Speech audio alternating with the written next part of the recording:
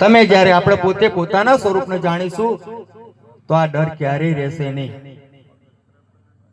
કારણ તમે પોતાના ચૈતન્ય સ્વરૂપને જાણ્યા પછી તમે પોતે અજર અમર અવિનાશી છો ને છો જ. આ તો જગતે ગાલી દીધેલું છે કે જન્મ્યા એટલે મરવું પડે. બામણોએ ગાલી દીધું કે આટલું કરવું પડે, આ ચોઘડિયામાં આમ કરવું પડે, નહીં તો આમ થાય. ભુવાએ કહી દીધું કે માતા કે કરવું પડે. અરે નાના હતા ને ત્યારે આપણે પોતે પોતાના અનુભવ, આપણે બધાનો અત્યારે હાલનો જગતનો તાજો અનુભવ. એક નાનું બાળક હોય તો આપણે એમ કે આ તો ભગવાનનું સ્વરૂપ છે, આ ભગવાન કહેવાય. એ જ બાળક આ ઉભું, આને કેમ ભગવાન નથી કહેતા? ભાઈ ભગવાનનું સ્વરૂપ કેમ નથી કહેતા? ક્યાં ગયું એ ભગવાનનું સ્વરૂપ? એ જ બાળક મોટું થઈને ઉભું થાય છે ને. પણ એ જ જગત જે ભગવાન કહેતું હતું ને, એ જ જગતે ગાળ્યું. જે રામાયણમાં કઈ કઈ હતી ને, રામાયણમાં હતી કે મને નથી ખબર, પણ એની કઈ કઈ ખબર છે. આ જગત, તારું નામ આ તારા બાપા, આ તારી માં, આ તારો કાકો, આ તારો ફુવા, આ તારી બેન, આ બધું કઈ કઈ ગાળ્યું. તું આ ઠાકોર સમાજ નો, તું આ સમાજ નો, તું આદિવાસી, તું ફલાણો, તું લીકણો ઢુકણો, આ કઈ કઈ ગાળ્યું. અને આપણે પકડી લીધું. હારું એટલું જડ કરી ગયું તો ગુરુ મહારાજે આટલી બધી કૃપા કરી, પણ જલ્દી નીકળતું નથી. હજુ ભૂલાતું જ નથી. હજુ આ નામ નહીં ભૂલાતું કે વિજય એવું નામ છે બાપુ. આ તો નહીં ભૂલવાની વાત કીધી છે. કેટલું જડ પકડાઈ ગઈ. આ જડ છોડવાની જરૂર છે બાપુ. જે દાડ આ છૂટી જાય ને એ દાડ ની વાત અલગ છે, કઈક નિરાળી છે. એ તો આ મહાપુરુષોને પૂછો, જે વ્યાસપીઠ બેઠા છે, આજે આનંદ આનંદ કરી રહ્યા છે. જેમના ચહેરા ઉપર જુઓ તો એક તેજ દેખાય, એક ચહેરા ઉપર એમના દેખો તો કાયમ હસી દેખાય. કારણ એમણે બધું છોડી દીધું છે. તમે પણ ધન્યવાદ ને પાત્ર છો કે આજે આટલો ટાઈમ થવા છતાં સભામાં સ્થિર બેઠા છો. તમારી લગ્નીને પણ ધન્યવાદ છે, અને ગુરુ પ્રત્યેના પ્રેમને પણ ધન્યવાદ છે. અને જેને ખરેખર ગુરુ સાથે આવો પ્રેમ હોય ને, એ આજ નહીં તો કાલ પોતાના પૂર્ણ સ્વરૂપનો પામે. બસ એક રાખજો, વિશ્વાસ રાખજો પોતાના ગુરુની વાત ઉપર, અને ગુરુને સમર્પિત રહીને ગુરુને બતાવેલા માર્ગ ઉપર ચાલજો. તો ગુરુ મહારાજ આજ નહીં તો કાલ પોતાના સ્વરૂપનો અનુભવ થશે ને થશે. જે તમે છો એ અમે છીએ, ને અમે છીએ તમે છીએ, કોઈ ફરક તો છે નહીં. આ તો ખાલી એક પદના આધારે, જે મહાપુરુષે હમણાં કીધું, પદના આધારે અમને અહીંયા ઉભા કરવામાં આવે છે, તમે ત્યાં બેઠા છો. એક પાવર સ્ટેશન સદગુરુ મહારાજે આપેલું છે એવું કહેવાય. એક પાવર આપ્યો છે, એના કારણે અમારે અહીંયા ઉભું થઈને બોલવું પડે છે. બાકી તમારા મન મારામાં કોઈ ભેદ નથી. જો ભેદ દેખાય ને તો પરમાત્માની વાત ન થાય એવી. કારણ કે આખા વિશ્વમાં એક સિવાય બીજું કઈ છે નહીં, પણ આપણા અનેક ભાષા છે. પણ જો એક ખરેખર સાચી રીતે સદાઈ જાય તો સાચી વાત છે કે એક સદે સબ સદે, આ બધા સદાઈ ગયા. અને ગુરુ કૃપા એની ઉપર જ વરસે કે જે ખરેખર ગુરુના થઈને, ગુરુને સમર્પિત થઈને, ગુરુના કયા મુજબ રે. 5 નિયમો તો હું માનું છું બધા પાલન કરતા હોય, એમાં કોઈ મોટી વાત છે નહીં. ઉપદેશ ના લીધો એ 5 નિયમનું પાલન કરતા હોય, પણ ગુરુ સાથે જે વચને બંધાયા છે ને, વચન ક્યારેય ના ભૂલતા. ગુરુ સાથે આપણે એક વચને બંધાયા છે. જયારે બોધ લીધો ત્યારે વચનો જે આપ્યા છે ગુરુએ આપણને, ને આપણે જે ગુરુને આપ્યા છે, બસ એ વચનોમાં ઉભા રહેજો બાપુ. કાલ ઉઠીને કલ્યાણ થવાનું. એમાં કોઈ વાત નહીં. અને આગળ મહાપુરુષો ખરેખર ઘણા છે, એટલે મારે પણ થોડો સમય ધ્યાન રાખવું પડશે. એટલે આટલું બોલી હું મારી વાણીને આપ સંતોના ચરણોમાં વિરમું છું. સદગુરુ મહારાજ કી જય. ચોર ન લૂટે तुम्हारे लाजम दूता हो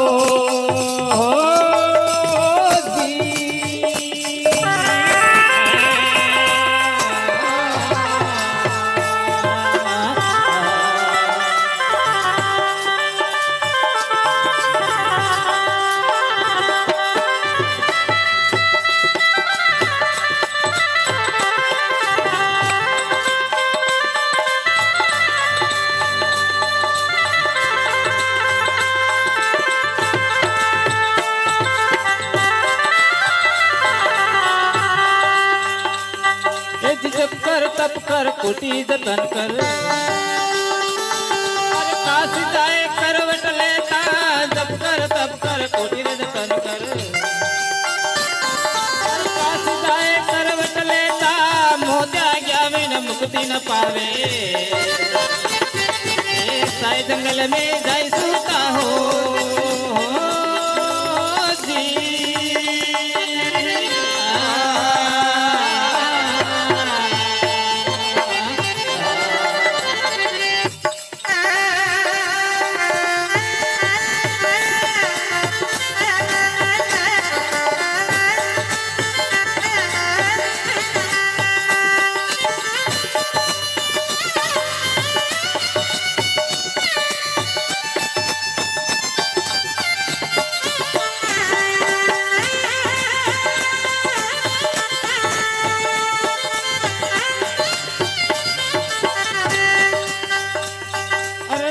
भजन बिन नहीं निस्तारा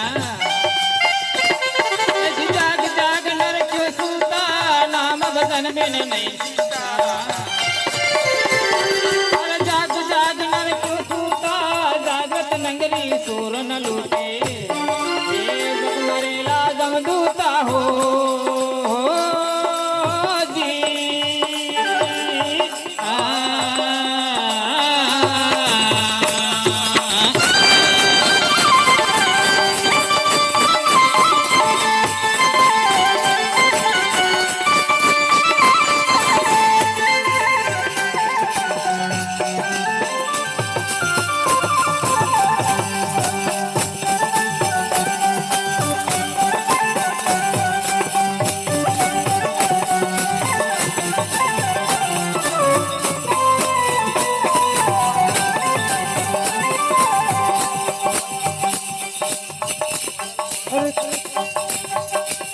अरे जोगी होकर जथा बतारे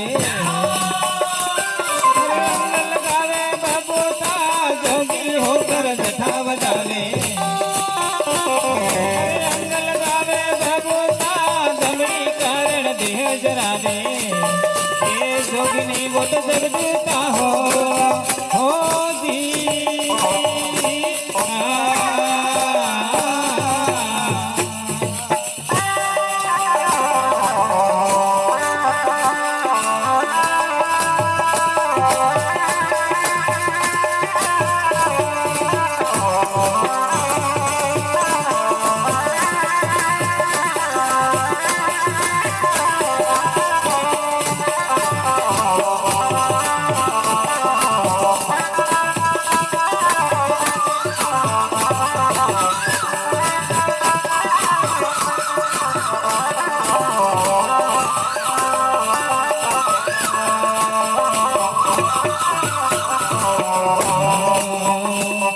अरे मुल्ला होकर बान पुकारे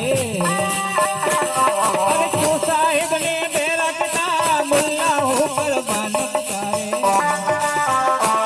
अरे क्यों साहिब ने बेरा कटा की पग में जंजर बाजे तो साहिब सुनता है हो जी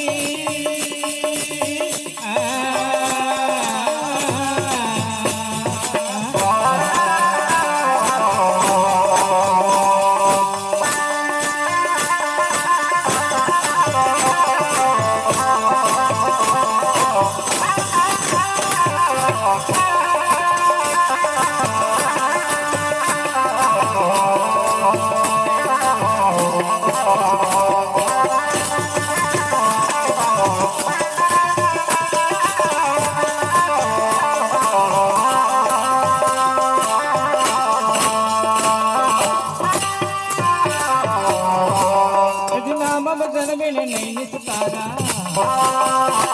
अरे जाग जाग नर क्यों सूता नाम भजन बिन नहीं निस्तारा अरे जाग जाग नर क्यों सूता जागत नगरी पूर्ण लूटे मरेला जमदूता हो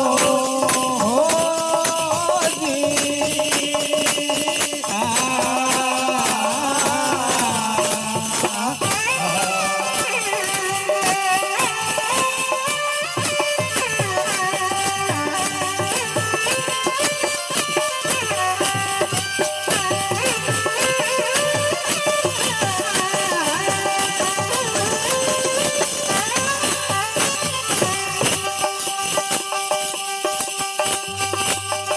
ઉમિયા સોનર ગયા 84